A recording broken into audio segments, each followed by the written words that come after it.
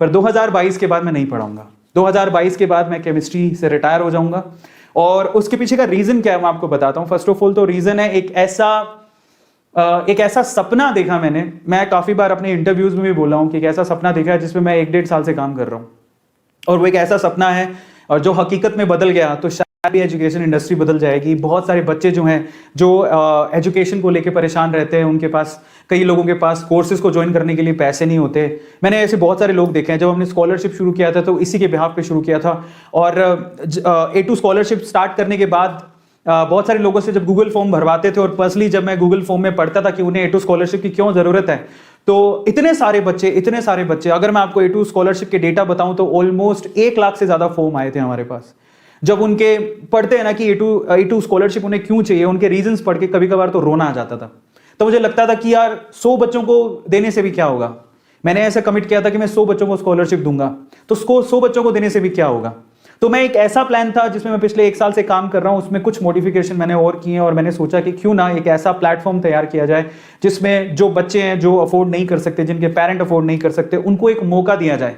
Scholarship में भी ऐसा होता है, वो लिमिटेड होती है, लेकिन एक ऐसा मौका जनरेट कर दिया जाए, एक ऐसा माध्यम जनरेट कर दिया जाए, एक ऐसा मीडियम जनरेट कर दिया जाए जिससे अगर पूरे हिंदुस्तान में कोई भी बच्चा है जिसके पास पैसा नहीं है, किसी भी कोर्स को भरने का पैसा नहीं है, वो बजाय किसी से मांगने के वो उसे अर्न करे। एक ऐसा आइडिया के साथ मैं आ रहा हूं, और पूरा प्लान मैं बना चुका हूं, और अब बस फर्क सिर्फ इतना है कि अब उसको एग्जीक्यूशन में लेके आना है, और उसके लिए मुझे ब्रेक चाहिए। मैं वेदांतु फैमिली को भी इतनी जल्दी नहीं छोड़ सकता हूं, तो इसलिए मैंने सोचा कि 2022 मेरा लास्ट बैच होगा, क्योंकि मुझे पूरा समय उस प्रोजेक्ट पे देना है, ताकि मैं ये चाहता हूं कि हिंदुस्तान का एक एक बच्चा जिसको पैसे की थोड़ी सी भी कमी है ना, और जो मांगने से इतराता है, कतराता है, उसको थोड़ी शर्म महसूस होती है, वो अपनी एजुकेशन को अर्न कर सके। एक ऐसा प्रोजेक्ट में लेके आ रहा हूं, और उसके लिए मुझे आप लोगों का साथ चाहिए। कभी कभार बड़ी चीज को पाने के लिए छोटी चीज छोड़नी पड़ती है। मैं आज पब्लिकली अनाउंस कर रहा हूं, और ये दैट्स नॉट इजी। आपने कभी किसी टीचर को रिटायरमेंट अनाउंस करते नहीं देखा होगा। मैं अपनी रिटायरमेंट अनाउंस कर रहा हूं। मैं 2022 के बाद केमिस्ट्री नहीं पढ़ाऊंगा, और 2022 तक ऑलमोस्ट अभी भी मैं 3000 से 3500 वीडियोस ऑलरेडी बना चुका हूं। 3500 वीडियोस मेरे केमिस्ट्री के हैं। आप हर एक टॉपिक को देख सकते हो, कोई भी ऐसा टॉपिक नहीं है जो मैंने शायद नहीं पढ़ाया हो। फिर भी अगर कुछ रह जाएगा तो रह गया होगा थोड़ा बहुत, तो मैं 1 साल में इसको पूरा कर दूंगा। और अपनी कमिटमेंट को पूरा करने के बाद मैं एक ऐसे काम पर जा रहा हूं जो शायद थोड़ा सेक्रीफाइस मुझसे मांग रही है, पर वो सेक्रीफाइस अगर मैं दूंगा तो शायद मुझे लगता है कि एजुकेशन इंडस्ट्री चेंज हो जाए। तो ये रीज़न है। और जब मैं सोचता हूँ इसके बारे में तो मुझे अपने आप पे प्राउड फील होता है कि एक ऐसा आइडिया है जो मेरे दिमाग में आया है, और शायद वो इम्प्लीमेंट हो गया तो हम बहुत आगे पहुँच जाएंगे, बहुत आगे, और किसी बच्चे को कभी किसी के आगे हाथ नहीं फैलाना पड़ेगा। चलो, तो फाइनली रिटायरमेंट का ये था सॉरी,